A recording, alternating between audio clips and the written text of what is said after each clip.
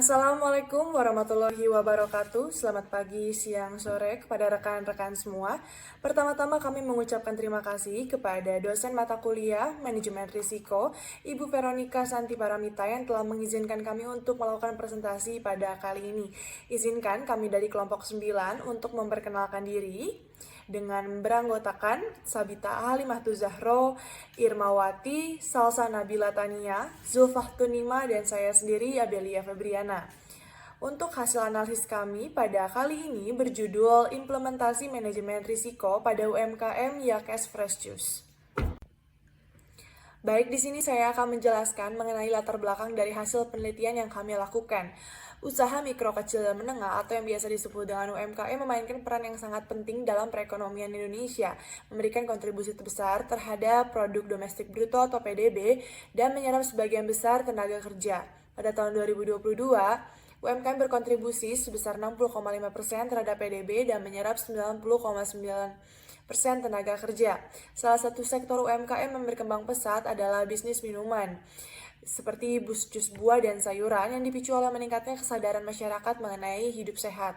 Namun pelaku usaha UMKM ini seperti Yakes Fresh Juice menghadapi berbagai tantangan, termasuk kenaikan harga bahan baku, kerusakan produk, persaingan yang ketat, dan perubahan tren dari konsumen. Manajemen risiko ini menjadi salah satu solusi yang efektif untuk mengatasi masalah tersebut. Dengan pendekatan ini, pelaku usaha UMKM dapat mengidentifikasi risiko tersebut lebih awal, merumuskan strategi mitigasi yang tepat, dan mempertahankan daya saing pasar. Tahapan manajemen resiko. Kesatu ada identifikasi resiko. Kedua ada pengukuran resiko. Ketiga ada pemetaan resiko. Yang keempat ada pengelolaan resiko. Yang kelima ada monitoring resiko. UMKM merupakan perusahaan ekonomi produktif yang independen yang dilaksanakan oleh orang perorangan atau badan yang memenuhi kriteria usaha sesuai ketetapan Undang-Undang Nomor 20 Tahun 2008 tentang usaha mikro, kecil, dan menengah. Resiko didefinisikan sebagai suatu variasi dari hasil-hasil yang dapat terjadi selama periode tertentu pada kondisi tertentu. Tinjauan pustaka. Manajemen risiko adalah upaya sistematis yang dilakukan oleh organisasi atau perusahaan untuk mengidentifikasi, menganalisis, dan mengendalikan risiko yang dapat mempengaruhi operasionalnya. Selanjutnya di sini ada profil UMKM dari Yakes Fresh Juice. Yakes Fresh Juice adalah sebuah usaha mikro yang bergerak di bidang F&B sehat, menyajikan jus segar penuh vitamin untuk seluruh keluarga. Berdiri sejak November 2021, usaha ini telah berjalan selama 3 tahun dan berlokasi di Jalan Cibeber, Cimahi. Pemiliknya yang bernama Kang Yogi terinspirasi mendirikan usaha ini setelah memiliki pengalaman bekerja di kedai jus, serta memanfaatkan modal yang telah ia kumpulkan sendiri. Nama Yakes memiliki filosofi unik, yaitu berasal dari nama 5 bersaudara yang semuanya diawali dengan huruf Y. Dengan lokasi yang strategis dan komitmen untuk menyajikan produk berkualitas, Yakes Fresh Juice menjadi pilihan minuman sehat yang digemari masyarakat sekitarnya. Sasaran atau tujuan. Dalam penentuan konteks sasaran atau tujuan adalah kegiatan operasional UMKM Yakes Fresh Juice. Identifikasi resiko. Resiko terdapat dalam berbagai fungsi perusahaan, yaitu ada divisi pemasaran, divisi keuangan, divisi SDM, dan divisi operasional. Identifikasi risiko diklasifikasikan menjadi 4. Yang pertama, risiko pemasaran dijabarkan yaitu 1. Promosi tidak efektif, 2. Munculnya pesaing, 3. Selera konsumen berubah, 4. Ketidakmampuan menarik atau mempertahankan pelanggan. Risiko keuangan, yang pertama ada kenaikan harga buah atau bahan lainnya, 2. Mengalami kerugian, 3. Pengelolaan laporan keuangan manual, 4. Modal perusahaan yang menyatu dengan dana pribadi. Yang selanjutnya risiko SDM. Yang pertama, pemilik mengelola semua sendiri atau overload. 2. Kesulitan mempertahankan tenaga kerja atau turnover. 3. Pelayanan kurang optimal. 3. Keterbatasan keterampilan. Yang terakhir, risiko operasional. Yang 1. Sering terjadinya kerusakan peralatan. 2. Perbedaan rasa dan kualitas jus yang dihasilkan. 3. Pengelolaan stok buah kurang optimal. Dan 4. Standar kebersihan yang rendah. Selanjutnya ada tabel identifikasi resiko. Yang pertama ada fungsi perusahaan pemasaran dengan kode A1, promosi tidak efektif. Selanjutnya dengan kode A2, munculnya pesaing. Selanjutnya untuk kode A3 ada selera konsumen berubah. Selanjutnya kode A4 ada ketidakmampuan menarik atau mempertahankan pelanggan. Kemudian ada fungsi perusahaan dari keuangan dengan kode B. Yang pertama ada B1 yaitu kenaikan harga buah atau bahan lainnya. B2 mengalami kerugian. B3 pengelolaan laporan keuangan secara manual. Dan yang terakhir B4 adalah modal perusahaan yang menyatu dengan dana pribadi. Selanjutnya fungsi perusahaan dari sumber daya manusia dengan kode C. Yang pertama ada C1 yaitu pemilik mengelola semua sendiri, maksudnya overload. C2 adalah kesulitan mempertahankan tenaga kerja, turnover. C3 yaitu pelayanan kurang optimal. Dan yang terakhir C4 adalah keterbatasan keterampilan. Selanjutnya yang terakhir ada fungsi perusahaan operasional dengan kode D. Yang pertama ada D1 yaitu sering terjadinya kerusakan peralatan. D2 perbedaan rasa dan kualitas jus yang dihasilkan. D3 pengelolaan stok buah kurang optimal. Dan yang terakhir D4 standar kebersihan rendah.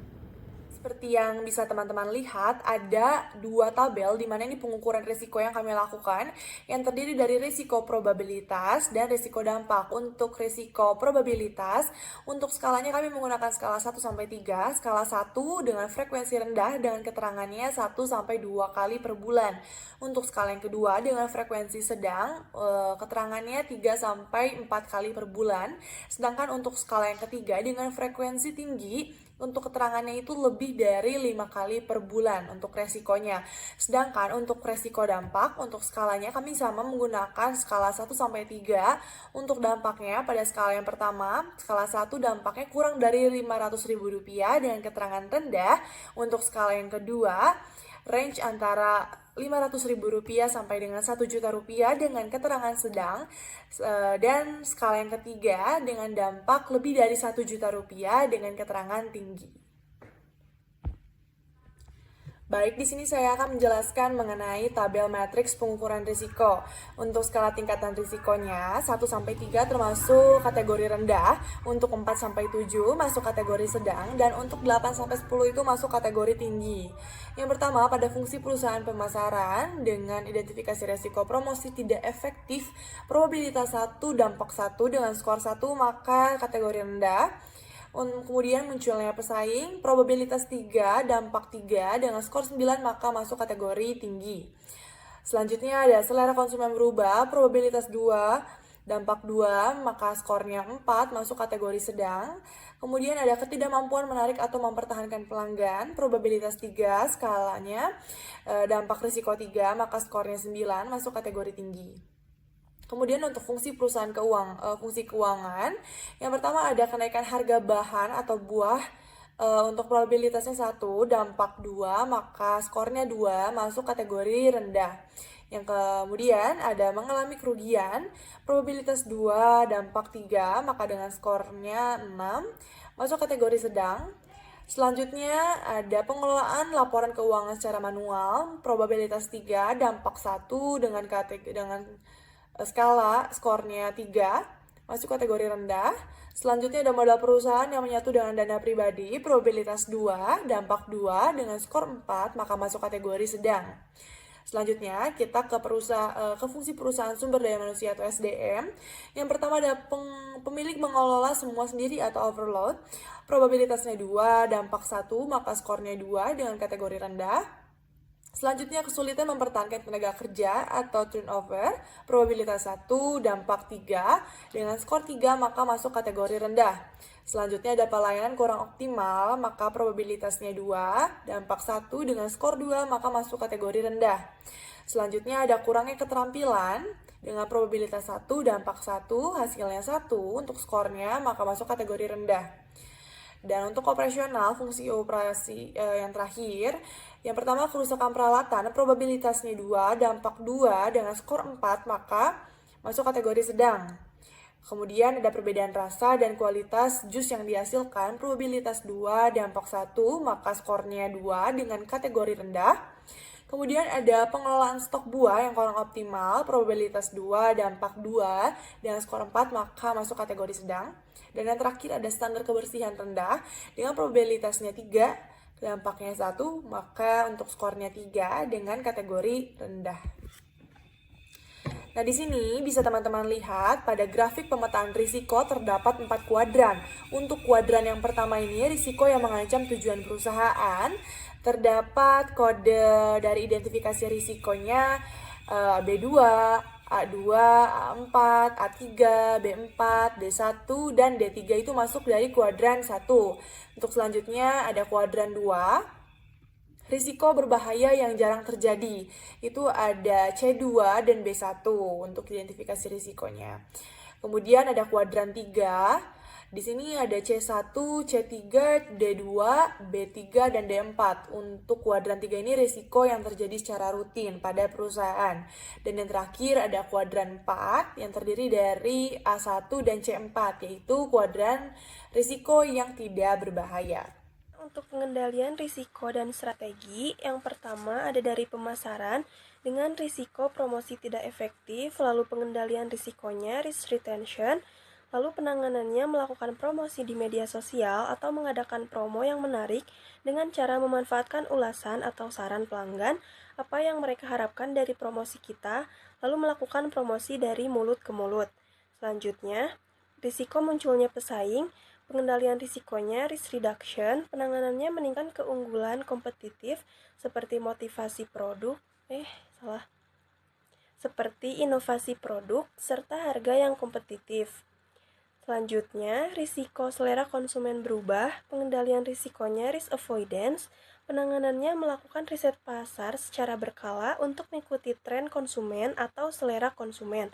Selanjutnya, risiko ketidakmampuan menarik atau mempertahankan pelanggan. Dengan pengendalian risikonya risk retention, penanganannya meningkatkan pelayanan pelanggan dan memberikan feedback yang baik terhadap pelanggan. Yang kedua, ada divisi keuangan dengan risiko kenaikan harga buah atau bahan lainnya. Dengan pengendalian risiko risk reduction, penanganannya memiliki beberapa pemasok alternatif untuk mendapatkan harga terbaik dan memastikan pasokan tetap tersedia, mengurangi ukuran porsi sedikit tanpa menurunkan kualitas sebagai cara untuk menghemat biaya produksi. Selanjutnya, risiko mengalami kerugian, pengendalian risikonya risk retention, penanganannya melakukan analisa penyebab kerugian, membuat strategi baru untuk meningkatkan penjualan dan menutup kerugian. Selanjutnya, risiko pengelolaan laporan keuangan manual, pengendalian risikonya risk reduction, penanganannya membuat format laporan keuangan standar atau mengikuti pelatihan untuk meningkatkan kemampuan pengelolaan keuangan secara sistematis dan membuat sistem keuangan secara sistematis. Selanjutnya, risiko modal perusahaan yang menyatu dengan dana pribadi, pengendalian risikonya risk avoidance, penanganannya memisahkan rekening untuk bisnis agar tidak tercampur, membuat catatan yang jelas untuk setiap pemasukan dan juga pengeluaran dari bisnis atau dari pribadi, dan menyusun anggaran setiap bulan untuk memastikan pengelolaan modal lebih terkontrol. Sumber daya manusia. C1. Pemilik pengelolaan semua sendiri. Overload, risk reduction. Membuat jadwal kerja harian untuk mengelola waktu dengan efisien dan menghindari kelelahan. C2. Kesulitan mempertahankan tenaga kerja. Turnover, risk avoidance, menciptakan suasana kerja yang menyenangkan agar tetap termotivasi. C3. Pelayanan kurang opsional, risk reduction, menggunakan survei pelangganan untuk mendapatkan masukan terkait kualitas pelayanan. C4. Keterbatasan keterampilan, risk reduction, melakukan pelatihan khusus, melakukan evaluasi kinerja rutin, apa saja yang perlu ditingkatkan keterampilannya. Ada divisi operasional. D1. Sering terjadinya kerusakan peralatan, risk reduction, melakukan pemeliharaan rutin pada peralatan. D2. Perbedaan rasa dan kualitas jus yang dihasilkan, risk reduction, mengatur sistem fresh in fresh out untuk memastikan bahan baku yang digunakan tetap masih segar dan sesuai dengan standar kualitas, serta melakukan uji rasa secara berkala untuk memastikan produk tetap memenuhi standar yang diinginkan dan membuat standarisasi resepsi. Ada D3. Pengelolaan stok buah kurang opsional, risk reduction, melakukan atau membantu stok secara real time dan berkala. Ada D4. Standar kebersihan rendah, risk avoidance, melakukan pembersihan area opsional secara rutin, menyediakan peralatan kebersihan seperti sarung tangan, masker mulut, dan celemek. Monitoring risiko yang pertama ada voluntary monitoring. Monitoring ini dilakukan secara sukarela tanpa kewajiban hukum, namun dianggap penting oleh perusahaan untuk meningkatkan pengelolaan risiko. Yakes Fresh Juice melaksanakan voluntary monitoring untuk belajar dari peristiwa risiko yang terjadi di masa lalu secara berkala. Yang selanjutnya, continual monitoring. Continual monitoring bersifat berkelanjutan dan berlangsung terus-menerus untuk memastikan semua proses operasional berjalan sesuai dengan standar yang ditetapkan. Yakes Fresh Juice menggunakan continual monitoring untuk mendeteksi potensi risiko dalam waktu nyata atau real time. Monitoring risiko yang pertama melakukan analisis SWOT pesaing secara rutin. Yang selanjutnya memantau perkembangan pasar untuk mengidentifikasi strategi kompetitor yang dapat mempengaruhi pangsa pasar Yakes Fresh Juice. Lalu, survei pelanggan secara berkala untuk mendapatkan umpan baik terkait layanan dan produk. Berikutnya, mengevaluasi dan memperbarui strategi keuangan sesuai dengan kebutuhan perusahaan. Mengecek laporan keuangan harian untuk memastikan pemisahan dana perusahaan dan pribadi berjalan secara konsisten. Yang selanjutnya, menyusun anggaran bulanan untuk memantau alokasi dana secara terkontrol. Penjadwalan pemeliharaan peralatan secara bulanan untuk memastikan alat dalam kondisi optimal. Yang selanjutnya, pencatatan kondisi alat setelah digunakan untuk mendeteksi kerusakan secara dini. Yang selanjutnya, menggunakan aplikasi inventaris untuk memantau stok secara real time. Dan yang terakhir, mengevaluasi manajemen stok setiap minggu untuk memastikan ketersediaan bahan baku sesuai kebutuhan. Baik, di sini saya akan menjelaskan mengenai kesimpulan dari hasil analisis kami. UMKM Yakes Fresh Juice ini menghadapi sejumlah masalah penting yang mencakup aspek dari pemasaran, keuangan, sumber daya manusia, dan operasional. Risiko dengan kategori tinggi seperti munculnya pesaing dan ketidakmampuan dengan mempertahankan pelanggan menjadi prioritas utama dalam pengelolaan. Teknik pengendalian risiko yang diterapkan meliputi risk retention, risk reduction, dan risk avoidance. Hal ini melibatkan tindakan strategis seperti inovasi produk, riset pasar berkala, dan pemeliharaan secara rutin. Selain itu, monitoring risiko dilakukan melalui pendekatan voluntary monitoring dan continual monitoring untuk memastikan efek mitigasi risiko sekaligus mendeteksi potensi ancaman baru secara real time. Dan pendekatan manajemen risiko yang sistematis ini telah membantu Yakes Fresh Juice untuk mengatasi masalah bisnis yang secara efektif untuk menjaga keberlanjutan usaha dan meningkatkan daya saingnya di sektor minuman. Baik, sekian yang dapat kami sampaikan. Semoga bisa menjadi pelajaran dan menjadi wawasan bagi rekan-rekan sekalian. Sekian presentasi dari kami. Wassalamualaikum warahmatullahi wabarakatuh. Terima kasih banyak.